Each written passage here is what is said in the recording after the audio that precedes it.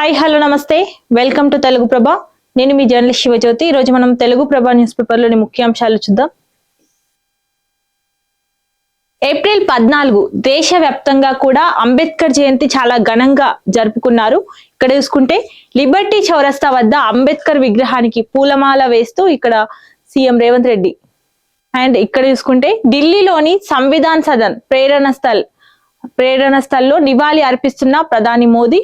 గాంధీ అంబేద్కర్ దేశానికి రెండు కళ్ళు లాంటి వారు అంటూ కూడా సీఎం రేవంత్ రెడ్డి వ్యాఖ్యానించారు. బీఆర్ ఆలోచనలే ప్రజాపాలనకు మార్గదర్శకం అంటూ ఆర్టికల్ 3తోనే తెలంగాణ రాష్ట్రం ఆవిర్భావం సాధ్యమైంది అంటూ కూడా తను వ్యాఖ్యానించారు. ఉద్యమంలో బడుగు బలహీన వర్గాలదే కీలక పాత్ర అంటూ దళిత బిడ్డలు మంత్రులుగా ఉండొద్దా అంటూ కూడా తను ప్రశ్నించారు. అధ్యక్ష మైక్ ఇవ్వండి అనే స్థాయికి తీసుకొచ్చాం. బీఆర్ఎస్ 10 ఏళ్ల పాలనలో 100 ఏళ్ల విధ్వంసం జరిగింది అంటూ గోతులు తవ్వే వారిని అందులోనే పాతి పెట్టాలి అంటూ కూడా సీఎం రేవంత్ రెడ్డి వ్యాఖ్యానించారు. దక్షిణాదికి అన్యాయం చేసేలా పునర్విభజన కుట్ర జరుగుతోంది అంటూ ప్రజాప్రభుత్వాన్ని కాపాడుకునే బాధ్యత మీది అంటూ కూడా తను వ్యాఖ్యానించారు. ఏకపక్షం వద్దు అఖిల పక్షంతో చర్చించాలి అంటూ ప్రధాని మోదీకి సీఎం రేవంత్ రెడ్డి లేఖ రాశారు. లోక్సభ సీట్ల పెంపుపై పార్టీల అభిప్రాయాలు తీసుకోవాలంటూ తెలిపారు. పోరాట విధానం అభ్యంతరకరం అంటూ మహిళల రిజర్వేషన్ కు కాంగ్రెస్ సంపూర్ణ మద్దతు ఇస్తుంది అంటూ తెలిపారు. ఇక్కడ చూసుకుంటే డీలిమిటేషన్, సీట్ల పెంపు, మహిళా బిల్లు వేరువేరుగా చూడాలి అంటూ కూడా తను అందులో తెలిపారు. ప్రేరణా స్థల్లో ఘన నివాళి అర్పించారు. సో ఇక్కడ వేడుకగా 135వ అంబేద్కర్ జయంతి కార్యక్రమం జరిగింది. సో ఈ కార్యక్రమంలో పాల్గొన్న ఉపరాష్ట్రపతి, ప్రధాని, స్పీకర్ ఓం బిర్లా, ఖర్గే తదితరులు ఇందులో పాల్గొని భాగస్వామ్యం అయ్యారు.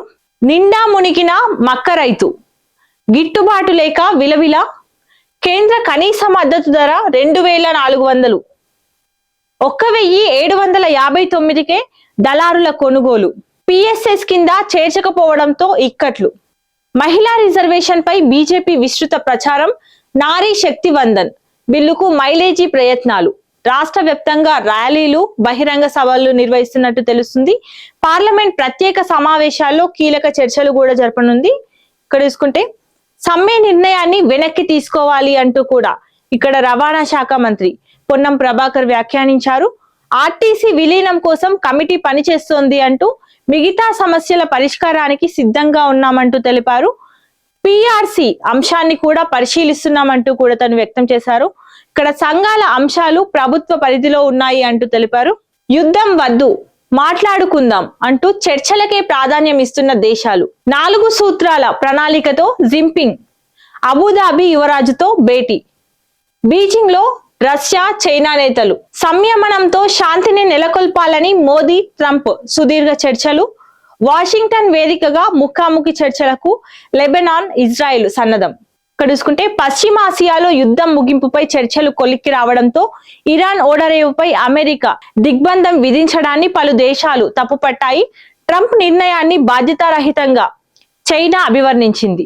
ఈ వివాదం మరింత ముదిరితే అంతర్జాతీయంగా యుద్ధ వాతావరణానికి, ఇంధన ధరల పెరుగుదలకు దారితీస్తుందన్న ఆందోళనలు వ్యక్తమయ్యాయి.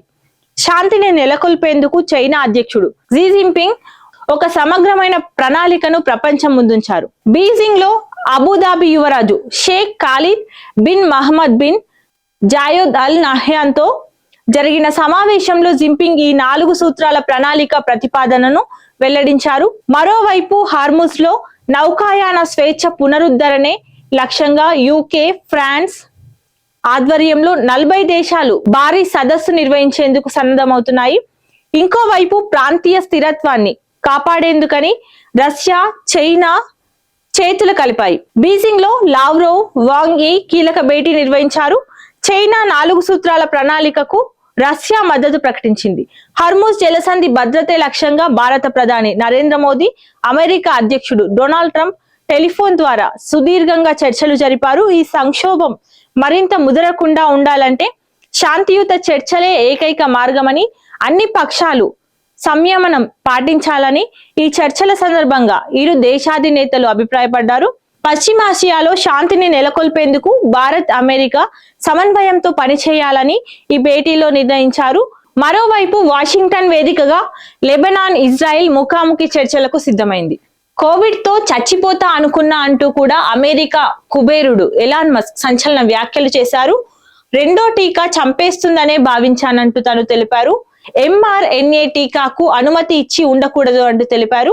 ఫైజర్ మాజీ చీఫ్ టాక్సికాలజిస్ట్ సంచలన వ్యాఖ్యలు చేశారు. ఇక్కడ కోవిడ్ టీకా వలనే జర్మనీలో లక్షల మరణాలు జరిగాయి అంటూ వాటికి మద్దతుగా మాట్లాడిన ఎలాన్ మస్క్. ఇక్కడ చూసుకుంటే ఆర్టికల్ 370 ను అంబేద్కర్ వ్యతిరేకించారు అంటూ కూడా ఇక్కడ అమిత్ షా కీలక వ్యాఖ్యలు చేశారు. బాబాసాహెబ్ అంబేద్కర్ జయంతి రోజు తను కీలక వ్యాఖ్యలు చేశారు. ఇక్కడ రన్నింగ్ కామెంటరీ చూసుకుంటే జీసస్ అవతారం ఎత్తిన డొనాల్డ్ ట్రంప్, సోషల్ మీడియాలో చెలరేగిన కంపు. పిచ్చి పట్టలేదు కదా అమెరికా అధ్యక్షునికి, రోకలి బండ తీసి చుట్టమన్నాడట తలకి. సో ఇవ్వండి ఈరోజు తెలుగు ప్రభ న్యూస్ పేపర్ లోని ముఖ్యాంశాలు. మరిన్ని అప్డేట్స్ కోసం చూస్తూనే ఉండండి తెలుగు ప్రభ.